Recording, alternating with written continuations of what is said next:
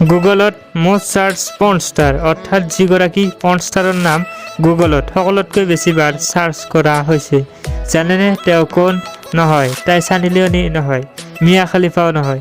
বলক তেন্তে আজি সেই ছোৱালীগৰাকীৰ বিষয়ে জনা যাওক আৰু মাত্ৰ পৰ্ণ ষ্টাৰ হিচাপে নহয়, শুনি লোৱা যাওক তাইৰ জীৱনৰ এটা দিশৰ গল্প, যিটো সচৰাচৰ আমি কোনেও আলোচনা নকৰোঁ।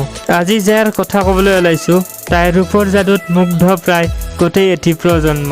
যদিও মানুহে তাইক ৰূপৰ কাৰণে নহয় চিনি পায় এডাল্ট ফিল্ম ইণ্ডাষ্ট্ৰীৰ এক বিখ্যাত অভিনেত্ৰী হিচাপে। ছোৱালীজনীৰ জন্ম আমেৰিকাৰ কেলিফৰ্ণিয়াৰ অৰেঞ্জ কাউণ্টিত হৈছিল। সৰুকালৰ পৰাই আঁকা আঁকিৰ প্ৰতি মাৰাত্মক যোগ আছিল তাইৰ। অলপ ডাঙৰ হোৱাতে তাই এটা আৰ্ট স্কুলতো ভৰ্তি হৈছিল, যদিও পাৰিপাৰ্শ্বিক কাৰণ বা টকা পইচা নথকাৰ পিছত এই স্কুল এৰিব লগা হয়। বয়স যেতিয়া 15 বছৰ, সাময়িকভাৱে এটা মেডিকেল ক্লিনিকতো কাম কৰিছিল তাই। কিছুদিন মডেলিং ও অভিনয় জগতত কাম কৰাৰ পিছত এডাল্ট ফিল্ম ইণ্ডাষ্ট্ৰীকেই নিজৰ কৰ্মক্ষেত্ৰ হিচাপে বাছনি কৰি লয় তাই। ইয়াৰ পিছত কাৰণ আছিল মূলতঃ এটাই, অভাৱ। কলেজৰ ফিজ দিব পৰা সামৰ্থ্যও নাছিল তাইৰ। এই ইণ্ডাষ্ট্ৰীত আহি অলপ সময়তে তাই গৈ পায় খ্যাতিৰ শীৰ্ষত। মাত্ৰ 10 বছৰতেই ছ'চিয়েল মিডিয়াত সৰ্বত্ৰ ট্ৰেণ্ডিং হৈ থাকে তাই। নামৰ পাছত লাগি যায় 250 মিলিয়ন ভিউজ। ইমান সময় হয়তো আপোনালোকে বুজি পাইছে যে মই কাৰ কথা ক'বলৈ ওলাইছোঁ। ছোৱালীজনীৰ নাম ডেনি ডেনিয়েলছ, আৰু এই পৰ্যন্ত তাইৰ কথা সকলোৱে কম বেছি পৰিমাণে জানে বা সকলোৱে কম বেছি পৰিমাণে ভিডিঅ' নিশ্চয় দেখিছে। কিন্তু ডেনি ডেনিয়েলছে মাত্ৰ এজনী এডাল্ট ফিল্ম ইণ্ডাষ্ট্ৰীৰ নায়িকাই নহয়, এজনী শিল্পীও। এই কথা কিমানজনে জানে কওকচোন? হয়, ডেনি ডেনিয়েলছ এগৰাকী পেইণ্টাৰ, ডিজিটেল আৰ্টিষ্ট। পৰ্ণ ষ্টাৰ হৈ উঠাৰ পিছতো নিজৰ ভিতৰৰ শিল্পী সত্তাক মৰহি যাব দিয়া নাই কোনোদিনে তাই। নিজৰ আশাইতে দেখুৱাইছে টাইপোগ্ৰাফি পইণ্টেলিজমৰ ব্যৱহাৰ।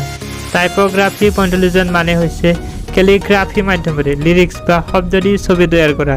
এনেকুৱা অত্যাধুনিক আৰ্ট ফৰ্মৰ ওপৰত তাইৰ কাম প্ৰশংসিত হৈছে সকলোৰে পৰা, বিশ্বৰ সমস্ত ডাঙৰ ডাঙৰ আৰ্টিষ্টৰ পৰা। নিজে কৰা আৰ্টৰ ওপৰত কিন্তু ডেনি ডেনিয়েলছে কিৰালি বুলি চহী কৰে। হয়, তাইৰ আচল নাম কিৰালি অৰছেক। ডেনি নামটো কেৱল পৰ্ণ ভিডিঅ'ত অভিনয় কৰাৰ সময়তহে দিয়া এটা নাম মাত্ৰ। এয়ে নহয়, বিগত বছৰত নিউয়ৰ্ক আৰ্ট গেলাৰীত নিজৰ একক প্ৰদৰ্শন মাধ্যমেৰে যি আয় হৈছিল তাৰ অধিকাংশ ঠাই দান কৰিছিল বিভিন্ন চেৰিটেবল ট্ৰাষ্ট, অমেড ইম্পৰ্টমেণ্ট ইণ্টাৰনেশ্যনেল অৰ্গেনাইজেশ্যনত। বিশ্বজুৰি লকডাউনৰ সময়ত নিজে অঁকা ছবিবিলাক অনলাইনত নিলাম কৰি সেই টকা দান কৰিছিল কৰোণা মোকাবিলাত নিযুক্ত হস্পিটেলবিলাকত। আজিও তাই নিজৰ ব্যস্ত সময়ৰ পৰা অলপ সময় বচাই ৰাখে নিজৰ কাৰণে, যি সময় তাই দৈনন্দিন গ্লেমাৰ্ছ জীৱনৰ পৰা নিজকে আঁতৰাই ৰাখি তাই কেলিফৰ্ণিয়াৰ ঘৰত বহি ছবি আঁকে, কেলিঅ'গ্ৰাফি কৰে, ছবিৰ প্ৰদৰ্শনী কৰে।